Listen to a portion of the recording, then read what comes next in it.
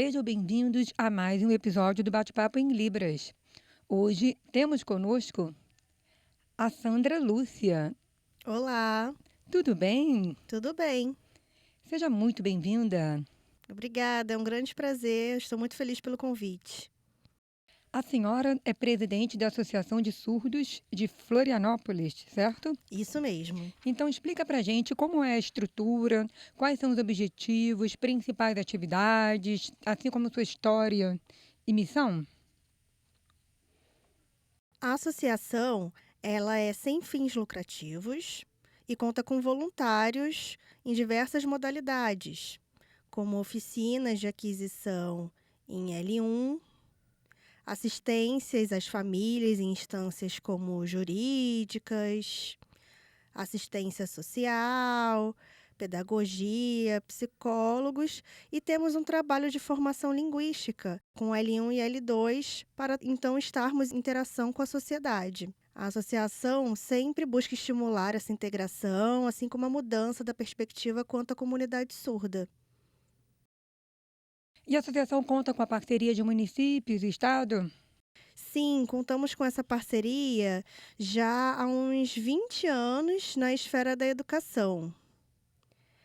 Tanto nos cursos de capacitação e formação dos professores para lecionar L1 e L2, quanto na coordenação e fiscalização pela prefeitura, dos repasses financeiros para as merendas dos alunos, por exemplo, assim como todo o controle orçamentário. A associação recebe as famílias através do trabalho de assistência social, com orientações na esfera jurídica e com professores que priorizem a Libras, com os trabalhos que acolhem tanto DA quanto o surdo sinalizante.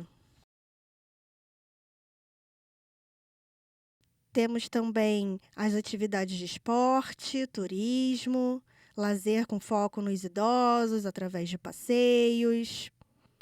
Realizamos o campeonato estadual por conta do objetivo de proporcionar a integração e o convívio entre os surdos dos estados brasileiros e para a comunidade convívio dos surdos na associação. O nosso trabalho nunca para. Maravilhoso. Então, pela associação, há esses três pilares: educação, esporte e saúde. Isso. E como Pelo funciona? âmbito da saúde, por conta da pandemia da Covid-19 que tivemos recentemente, disponibilizamos materiais como máscara, luvas e assim como apoio na campanha de vacinação. Foram realizadas atividades integradas e acessíveis de forma a ser uma ponte entre a comunidade surda e o SUS, Sistema Único de Saúde. Mas, por outro lado, não tínhamos verba suficiente do Estado e tivemos que nos adaptar à realidade da associação, mesmo utilizando o prédio do Estado. Continuamos com o nosso trabalho com apoio tanto municipal quanto o estadual. Mesmo com todo esse trabalho primordial da associação na integração da comunidade surda, como a senhora percebe os serviços públicos voltados para essa comunidade? A senhora acredita que exista um trabalho de inclusão de qualidade a essa população? Bom, é um desafio, porque mesmo com o uso da estrutura do Estado, temos pontos negativos e positivos. Temos que nos manter firmes no papel da associação em divulgar as reais necessidades da comunidade. Mesmo que já tenhamos melhorado um pouco, ainda falta bastante.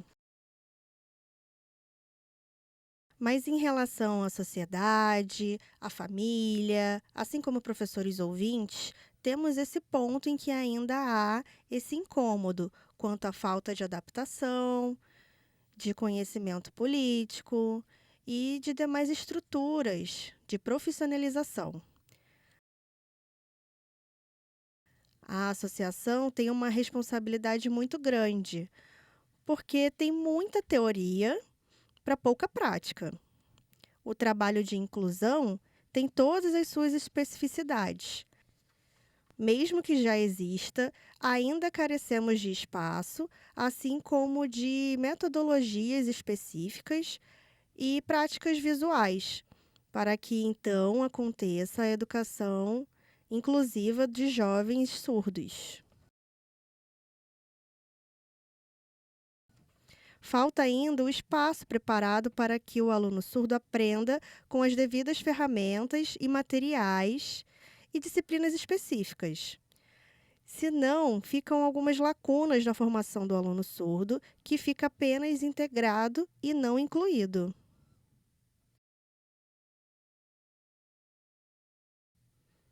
Por exemplo, na situação em que o aluno surdo está atento a libras do intérprete que está ouvindo e traduzindo de forma simultânea.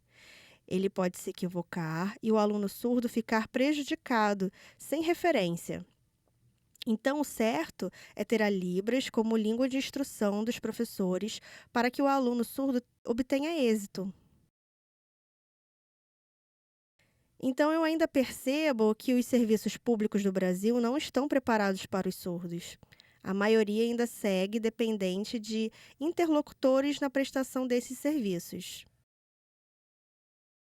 A inclusão precisa começar na formação de professores, na priorização da Libras, senão o jovem surdo vai seguir à margem da sociedade. Depois de 20 anos, já era para estar melhor, mas precisamos seguir firmes mostrando que ainda está a passos de melhoria. A educação bilíngue, por exemplo, que até então não era prevista na Constituição, é ainda muito recente como modalidade independente de ensino. Por isso, é primordial seguirmos com esse apoio dos estados e municípios para dar essa visibilidade da associação e sua representatividade diante da sociedade quanto às especificidades linguísticas do surdo. Pegando o gancho do discurso da senhora sobre os 20 anos da Lei de Libras do ano de 2002, cito também o Decreto 5626 de 2005, assim como a Lei 14.191 de Diretrizes e Bases, essa última bem recente. Essas leis, o decreto, representam um avanço passo a passo. Mas é importante lembrar que eu já assisti a senhora representando a comunidade surda em audiência pública. Isso mesmo. Conta pra gente como foi essa experiência e qual foi a relevância. Esse foi exatamente o motivo de estar em uma audiência pública. Mostrar a importância de existir essa representatividade na comunidade surda, assim como o papel das associações. Porque sabemos que tudo tem sua origem na cultura, identidade e formação linguística. Mas ainda falta mais clareza quanto ao significado de representatividade. A associação é uma árvore com raízes fortes, que gera frutos e prepara os jovens surdos para o mundo. A associação dá as ferramentas para os surdos seguirem já formados.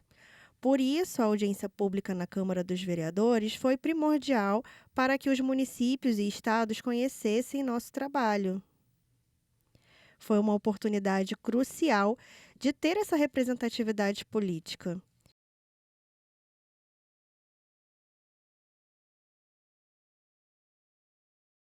A associação não é algo independente. Carrega histórias, como a cultura, como a base linguística. Por exemplo, os CODAs. Qual a formação dele? Onde vivem? Quem ensinou Libras a eles?